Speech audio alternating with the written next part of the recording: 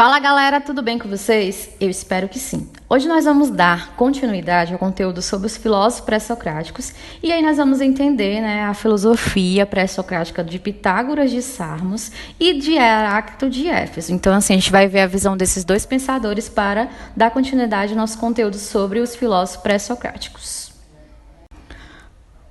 O primeiro pensador que nós vamos compreender hoje vai ser o Pitágoras.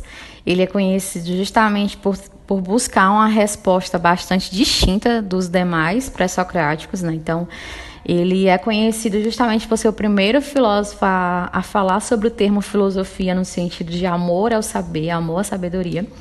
E aí o Pitágoras, ele trouxe justamente uma busca pelo arqué de uma forma diferente. Ele nasceu mais ou menos em 570 anos antes de Cristo. Ele era estudioso da matemática e, por ser estudioso da matemática, a sua arqué, a sua defesa de tese, partiu justamente de que todas as coisas seriam números. Então, é essa teoria que nós vamos compreender sobre o pensador Pitágoras de Samos. Então, assim, por ele ser matemático, ele defendia que tudo é número. É uma frase que indica justamente a explicação que ele dava para a nossa realidade e tudo que existe no mundo era justamente através dos números. Que justamente porque o Pitágoras ele era um matemático, então ele começou a entender as coisas, a buscar compreensão sobre as coisas através dos números. Então, Pitágoras nasceu em Samos, ele estudou matemática, ele estudou astronomia, música, que ele também tem uma relação justamente com a música, e filosofia. Ele fundou uma escola conhecida como Escola Pitagórica, e aí nós vamos entender um pouquinho sobre a sua teoria, que é justamente partindo do tudo é número. Como é que ele chegou a essa teoria? Conta-se que, primeiro, ele teria percebido a harmonia dos acordes musicais e que estes correspondiam a certas proporções aritméticas. Então, ele fez uma relação de matemática com música. Então, a partir justamente dessa harmonia dos acordes musicais com as proporções aritméticas, os cálculos que ele fez em cima disso, ele supôs que assim seriam as mesmas relações da natureza. Existiria uma harmonia e uma ordem também relacionada nesse sentido. E aí, a partir disso, ele uniu seus conhecimentos geométricos, matemáticos, e calculou algumas coisas, principalmente antecipadamente o deslocamento dos astros, porque ele era estudioso também da astronomia. E aí, a partir desse cálculo sobre o deslocamento dos astros no universo, ele concebeu a ideia de que existe um universo, um cosmo harmônico, regido por relações matemáticas. Então, assim, ele formulou através da música, através justamente das percepções aritméticas. Ele também começou a analisar algumas coisas relacionadas ao cosmos, ao universo, e aí ele concebeu a ideia de que o nosso universo, que o universo ele é um universo cósmico, Aliás, ele é um universo harmônico, é um cosmo harmônico. E aí, a partir disso, Pitágoras, ele formula que a arqué de tudo seria justamente a estrutura dos números, uma estrutura numérica, a matemática. Então, a matemática ela tem a ver com a nossa realidade. Então, para tudo que ele pudesse tentar buscar compreensão, tentar buscar a origem, ele buscava através da matemática, através dos números. Então, tudo para ele era número.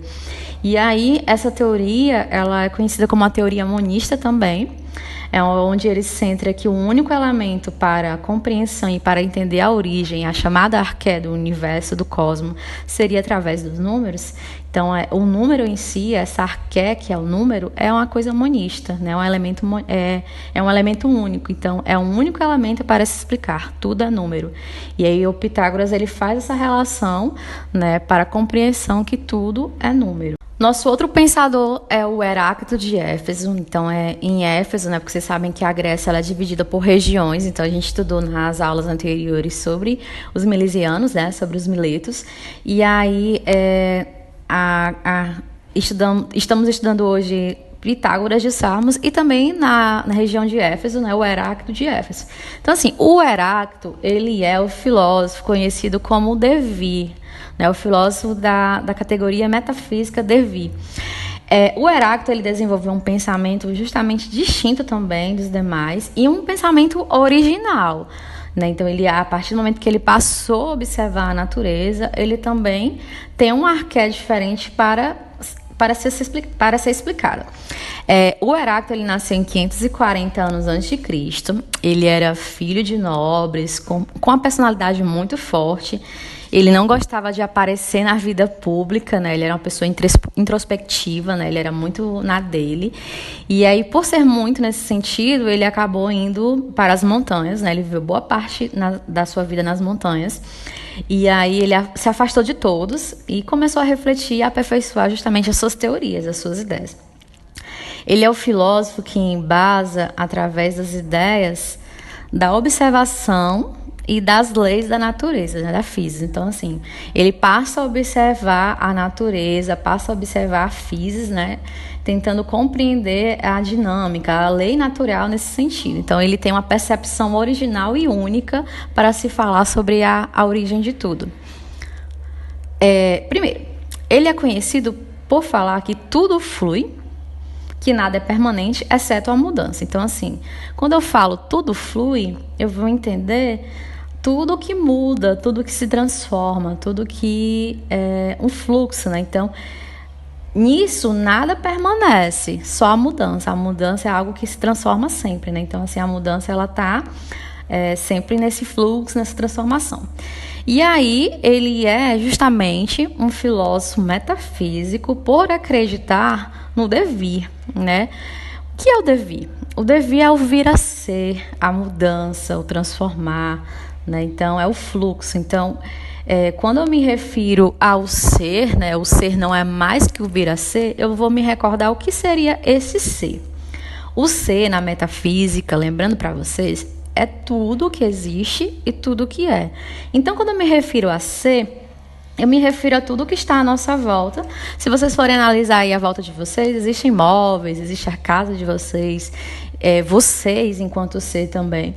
Então, podem perceber que tudo à volta de vocês está sempre no vir a ser. Eles passou por uma transformação, por uma mudança, né? Tudo fluiu, tudo mudou. E aí pode observar através de um móvel. O móvel ele era uma árvore, né? E passou por um processo de transformação até se transformar em móvel.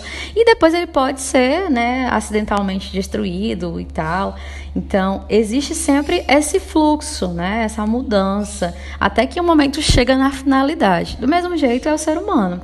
O ser humano, ele tem a origem, ele tem o desenvolvimento, ele tem a transformação, ele tem a mudança. Nós estamos constantemente nesse eterno devir, sempre vindo a ser, sempre na mudança, sempre na transformação. Então, o Heráclito ele observou a partir disso, né, sobre a natureza, sobre o ser humano, sobre a vida humana em relação à constante mudança.